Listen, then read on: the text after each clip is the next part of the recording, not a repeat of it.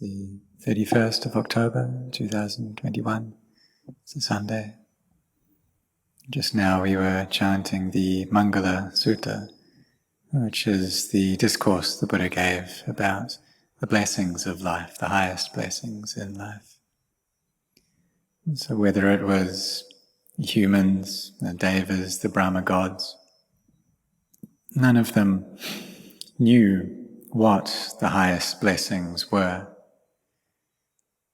So there was a monk they went to ask Sakka, the king of the Devas, and he in turn asked, well, why don't you go and ask the Buddha this question, what are the highest blessings?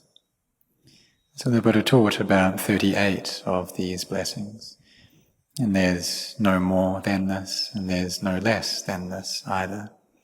But these are the highest blessings in life, these 38. So as we chant this sutta, we should also contemplate and reflect upon each of these blessings. You get to the aspects of the Dhamma, the mind that isn't involved in liking or disliking, or having Nibbana as the object of the mind, being really sincere, intent on Nibbana, and that having the object of the mind is Nibbana. This is one of the highest blessings in life. The sutta, it starts off with associating with the wise, not associating with foolish people. And that's an important beginning, because if we associate with wise, then they take us to do good things. We pay homage to those worthy of homage, who should be paid homage to. We respect those who are worthy of respect. And these are the highest blessings. And we see that if we start off by associating with foolish people, then they'll just take us to destroy and waste many things in our life. And then we won't get to know about this path that the Buddha taught, the path of generosity and virtue meditation, or the path of sila, samadhi, panya, virtue, collectedness, and wisdom. So we need to use our wisdom in order to look after these lives, to live these lives, in order to study and to gain knowledge. But we also need to use wisdom in our practice as well, and to know the path of practice, to not get lost, to not go down the wrong path. And so we need an understanding there. We need to meet with people who understand this themselves, who have practiced the Dhamma themselves, and who know the right path. So when we study various subjects, such as maths, then we need a maths teacher who can teach us that subject. Or if we're studying science, then we need a science teacher, and people who have knowledge in these subjects who can guide us. And so some children, they are able to kind of instruct themselves to a degree through using the internet. They have mindfulness, they have wisdom, and they seek out knowledge online, and they study it there. And so it's possible to go that route, but still there needs to be someone who has knowledge that they're learning from. And they can't just do it by themselves. They don't just gain this knowledge from their own means, from their own resources. That they need people who can teach them in order to know the correct path to take. And so this is true for the practice. That if we don't have a teacher who understands the Dhamma, who has seen the Dhamma, then it's very difficult to go the right way. We may read the scriptures, and the scriptures are correct, but the understanding that we may gain from them can be wrong, such as the factors of jhana, vitakka, vichara, piti, sukha, ekaggata. And these are the factors of the first jhana. And so we can understand that vitakka, vichara, that this is thinking, or this is a kind of proliferation. we may gain that understanding. But really those who have practiced, then they know that it's more a direct knowing, these qualities of vitakka, vichara. And so it's like, vitakka is like lifting up an object, this initial application of the mind, lifting up the breath to the mind, gaining an understanding of it. And through this, then joy, happiness arises, the mind settles into samadhi. And we can contemplate the mind that isn't given into disliking or liking. And so through this, then we can gain the Dhamma. So we have to pass through many dangers. And just like in this world, the world of the humans, there are many dangers, many obstacles here. But if we have the Dhamma, then we're able to go through these, to be freed from them. And even though there may be external dangers there, the mind that has Dhamma, it won't suffer due to these. It will have an understanding of nature.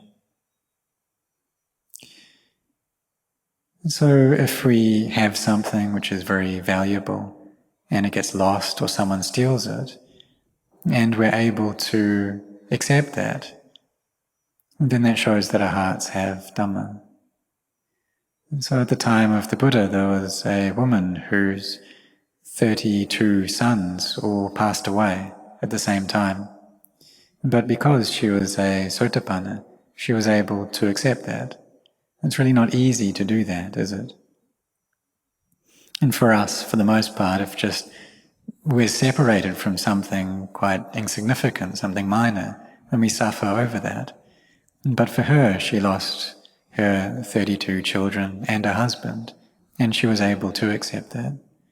And so she was probably able to perceive that there was just elements following the course of nature. There weren't really any people, any beings there. And so if we have Dhamma in our hearts, then we'll be able to be freed from these dangers within our hearts as well. If we have the Buddha as our refuge, then we will come and contemplate all of the suffering which arises within.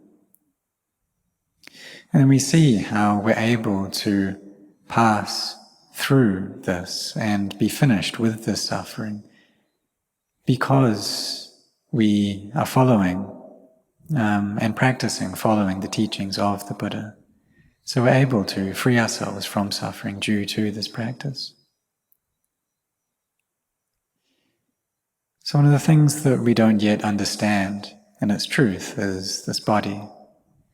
And Luang Pu Chah, he taught that when the mind is peaceful, then we should come and look and contemplate this body. And for myself, when I was 4 years as a monk, there was a lot of peace in my mind. Both my body and my mind felt very buoyant and light. Whether standing, walking, sitting, lying down, there was a sense of brightness there. It was as though there wasn't any weight to my body. And these Upajjhara Samadhi, I could sustain this for long periods. So I would contemplate, and through that contemplation, then my mind would feel very at ease and very spacious and open. And I thought that, well, if I just contemplate this mind and focus on this mind, then I'll be able to attain just like that. But really, I was just like a child at that time. And my teacher, who I was with, he pointed out this body and really said that, well, this is what you're attached to, is this body. But I understood that both my body and my mind are feeling very light and buoyant, and so there's no need to contemplate the body at all. Just contemplate the mind and I'll be able to attain to the Dhamma. When I looked at my mind, then it felt very at ease and calm.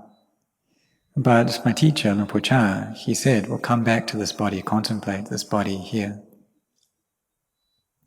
So this is an example of what can happen if we just practice on our own. If we don't have a teacher, it's easy to get lost in this way. And so we need to find someone who has passed through this, just like Luang Pu Chah had. he passed through the stage of practice himself, so he knew the importance of the body. So he pointed out how this body is a heap of stress. It's something that's not beautiful. It's something that changes, that's not self. And this is how the great teachers, they instruct. They will point us along this path of sila, samadhi, panya. They will instruct us to wear away at the defilements. And so this quality of sanleka is the wearing away of things. So we need to take this path, sila, samadhi and panya, as our basis, as our foundation, and that's really important, to be walking this path, to be practicing, following this path, and having this sincerity within. Sincerity towards the training, towards the practice, to be doing it a lot, to be developing this path a lot. And if we do that, then we must see the Dhamma in this life. And some practitioners, they have seen emptiness already. Look into the body and it's empty. Or maybe they feel as though their hands disappear, their feet disappear, or maybe the entire body just disappears. There's no self there. So through seeing that, then they've seen Nibbana, they've seen the Dhamma already, they've seen into emptiness. And so there are different stages of sotapanna, of stream entry. And there's a coarse stage of 7 lives left, and in the middle of 3 lives, and then the most subtle stage of sotapanna is just 1 life left. And King Bimbisara, at the time of the Buddha, for example, when he listened to the Dhamma, he was able to attain to all 3 of those levels of sotapanna at the same time.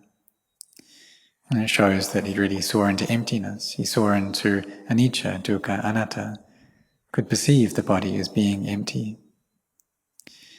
And so he had fallen into the stream of the Dhamma, and his faith was very firm, unshakable. And so we should all really set our hearts on this practice. And if we do that, then in this life we will see the Dhamma for sure, if we practice without stopping.